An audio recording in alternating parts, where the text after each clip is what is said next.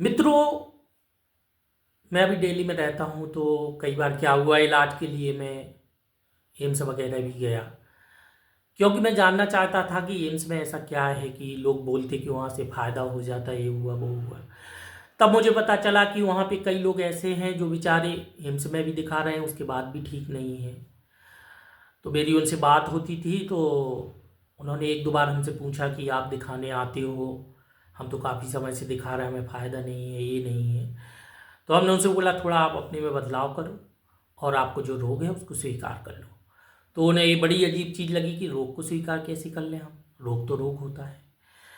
मेरे कहने का मतलब ये था कि जब भी आपको कोई रोग होता है तो आप ये स्वीकार कर लें कि चलो ठीक है, यदि ये रोग हमें होना ही था, हो गया, हम इसके लिए काम कर रहे हैं कि ये मिट जाए। यदि नहीं मिटता है और यदि यही मेरी नियति है कि हमें इस रोग को झेलना है तो हम झेलेंगे।